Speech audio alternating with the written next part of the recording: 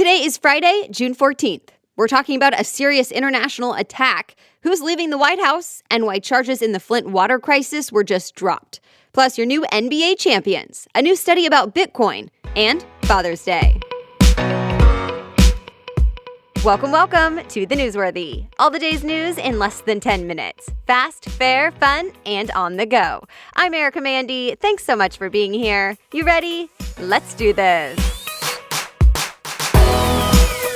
We start today with a roundup from Capitol Hill. First, White House Press Secretary Sara Sanders is out. The Hill reports she's leaving the White House at the end of this month. She wants to go back home to Arkansas to spend more time with her kids. On Twitter, President Trump made the initial announcement and called Sanders a very special person with extraordinary talents. He even encouraged her to run for governor of Arkansas, where her father, Mike Huckabee, once had that job. Sanders says she's loved every minute of her role as press secretary, including the hard ones. Sanders sometimes clashed with reporters during press briefings while she defended the president, and she's faced some questions about the truth of some of her statements. She was just the third woman to be named White House press secretary. No word yet who will replace her. And President Trump is under pressure to fire a different official, White House advisor Kellyanne Conway. An independent federal investigative agency says she has to go because she violated the Hatch Act. That bans federal employees from engaging in campaign politics at work. The agency says Conway is a repeat offender and should be removed. But President Trump still has the final say and hasn't decided. The president is taking heat for another reason this week as well. That's because he said he would consider hearing dirt on one of his opponents, even if it was from a foreign government like Russia.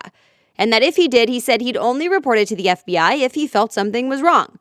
Well, both Democrats and some Republicans are not too happy about this. The Washington Post reports some Democrats say his comments were fresh grounds for impeachment, and everyone in the country should be, quote, appalled. Some Republicans say Trump's remarks were, as one put it, not a great choice of words. But Trump is standing by his statement.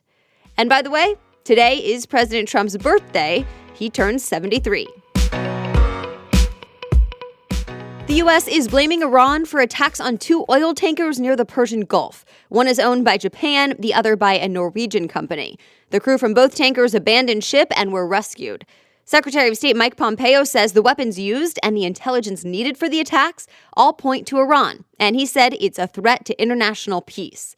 But Iran denies any involvement in these explosions. It means more tension in that region. In fact, just last month, there were similar attacks in roughly the same area.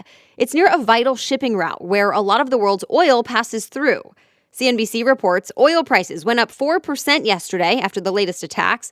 People are worried the conflict could get worse and take a toll on oil supply. Already, tensions between Iran and the U.S. have been rising since President Trump pulled out of the Iran nuclear deal and put sanctions back on the country, hurting the economy there.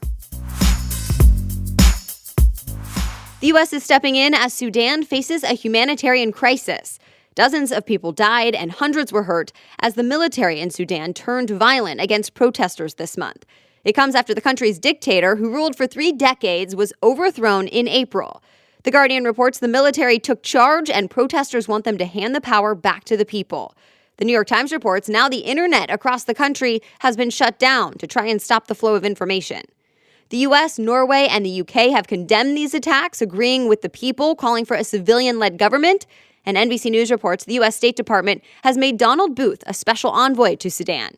He's headed to Northeast Africa and is set to meet with officials from both sides to try and get the violence to stop. Remember the water crisis in Flint, Michigan? It was known as one of the worst man-made public health crises in U.S. history. Well, now Michigan prosecutors want to redo the investigation. After 3 years, they've dropped the charges on 8 city officials and plan to start from scratch. Here's why. The AP reports it's because prosecutors think the investigation was badly managed by the former Attorney General's office. The new Attorney General wants a clean slate and plans to look over millions of new documents to make sure nothing was missed. The Flint water crisis started in 2015 when the state switched the city's drinking water without telling the people who lived there. The water ended up being full of lead and made people sick. USA Today reports people in Flint are outraged by this reset, calling it a slap in the face, and they wonder when the town will get justice. Prosecutors say even though they dropped the charges for now, it does not mean the officials will not be charged in the future. To be continued. Well, before Father's Day this weekend, today is Flag Day. the day that marks the anniversary the American flag was officially adopted by the U.S. It's not an official national holiday, but people still hold celebrations, including parades. The largest one will be in New York. About 50,000 people are expected to be there. And illusionist David Copperfield will even perform an illusion in honor of Flag Day at a naturalization ceremony at the Smithsonian. All right, we have much more news ahead, but first, today's sponsor is Babbel, the language learning app that will get you speaking a new language with confidence. I wish I had Babbel back when I was learning Spanish in high school. Maybe I would have actually stuck with it. And it's not just Spanish you can choose from. Babbel offers 14 different languages. And you know, I'm busy working on this show, and I know you have a lot going on in your life as well. So I love that Babbel makes it easy to get started and then do it just a little bit at a time. Lessons are broken up into just 10 to 15 minutes, so you can actually fit it into your day wherever you are, synced across all of your devices. Babbel is designed to quickly get you speaking your new language within weeks, and its teaching method has been proven across multiple studies. In fact, it's the #1 selling language learning app in the world. So give it a try. And right now you can try it for free. Just go to Babbel.com or download the app to try it for free. That's Babbel, Babbel, Babbel.com, or download the app to try Babbel for free and start speaking that new language with confidence. Now back to the news. The Toronto Raptors are the new NBA champions. They beat the Golden State Warriors last night in Game 6 of the NBA Finals. It was a close one. The final score was 114 to 110. The Warriors put up a good fight. They were already down Kevin Durant after he ruptured his Achilles in Game 5. Then last night, Klay Thompson went down with a knee injury late in the third quarter. Overall, the Warriors just could not keep up with the Raptors. This is the first time the Raptors won a championship in franchise history, and it's the first time any non-U.S. franchise won the title. A new study found Bitcoin might be bad for the environment. The AP reports researchers found the cryptocurrency gives off the same amount of carbon dioxide emissions as a large city like Las Vegas. They looked at how much power computers use to generate Bitcoins and process transactions. They found the Bitcoin network was responsible for more than 22 million tons of carbon dioxide per year. Most of that power is being used in Asia, while 15% is used in North America. Experts say per transaction, Bitcoin gives off several hundred times more carbon dioxide than a regular credit card payment.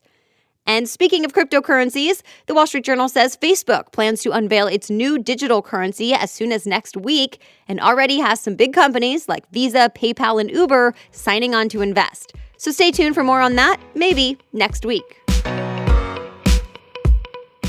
If you had some problems using Instagram yesterday, it wasn't just you, the app was down. Down Detector says the outage was reported more than 75,000 times around the world. CNET says the feed would not refresh, and sure enough, the outage became the #1 trending topic on Twitter. Instagram did not say what caused the problem yet, but it should be back to normal now.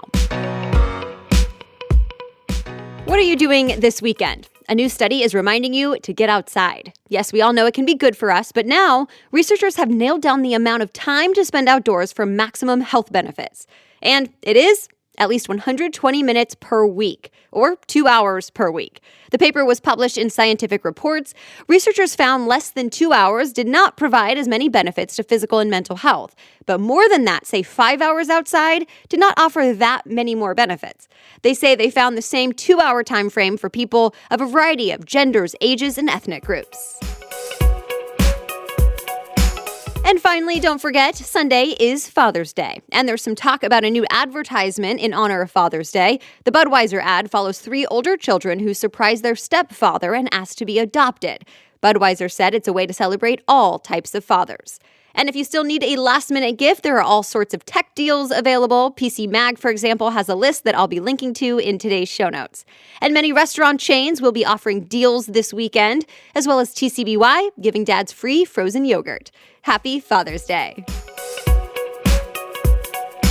All right, that's it for today. You are ready to go. Thank you so much for listening, and thanks to those of you sharing this episode on social media and with your friends. I so appreciate it. And if you want to read more about any of the stories we talked about, just go to the homepage of thenewsworthy.com, click episodes, and look for today's date. You'll find all the story sources and links right there. The Newsworthy is ready for you to listen every weekday by 4 in the morning. I'll be back with more news on Monday. Have a great weekend.